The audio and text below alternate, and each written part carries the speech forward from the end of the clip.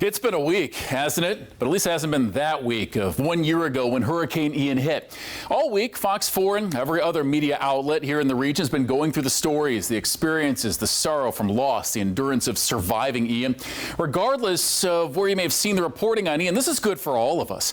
It's important to remember this historic storm, and here's why. I want to come out here and report that everything that we see is going back to normal, but we know that's not the case in most of the places. This video from back in early November at Fort Myers Beach. But the stories of the people who survived Hurricane Ian have captured our hearts collectively. Fox 4's Nadine Yanis went back to catch up with Ken and Carrie, who survived the storm barely on Fort Myers Beach. If you have not seen her updates, highest recommendation.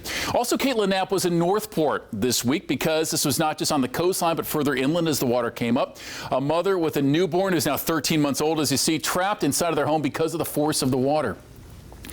We had the honor, the privilege really to tell these stories. I got to return to Coral Harbor Apartments on Gladiolus by Summerlin. The storm surge forced most of the first floor tenants out. But I heard from this man, Don Barrett, who stopped to talk with us. He talked about all the cars destroyed when he got back to see all the damage in the surge and how people on the second floor of these buildings were helping out the people on the first floor who'd lost so much. We even anchored the news because of all of the damage that we saw as we were driving by. And this is what it was like for thousands of people living on their first floors from here to Iona, to McGregor, to South Cape, Fort Myers Shores, Arcadia because of the Peace River. This does not even begin to get into all of the wind damage that you saw. There's St. James City, roof after roof getting taken out from the force of Hurricane Ian. It turned out to be a winter and a spring of blue tarp everywhere. The sound of roofing nail guns all over the region. And yes, roofing nails in some of our tires. I'm at 6 tires punctured so far. But hopefully, more of these beauty shots to remember all of this by. I got this video of the Sanibel Lighthouse about a month after Ian hit. This is the first time I could even make it over the causeway. I had to convince the sheriff's office to let me do this in the name of news gathering.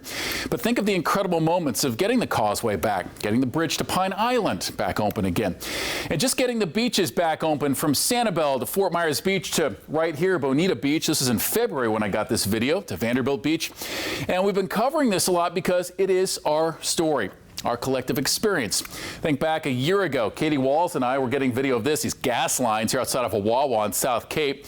There was no power in my street for 11 days, and I only knew the power had come back on because all the neighborhood kids had finally gone back inside to get on their phones and their electronics. They weren't outside playing kickball or soccer anymore. For a time, we remembered the basic pleasures: hot water, a roof, having to go over to Fort Myers from Cape because that's where our cell phones would work.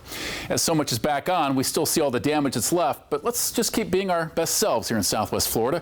Maybe a year from now, to mark 2 years, we will all marvel at the progress that we've made.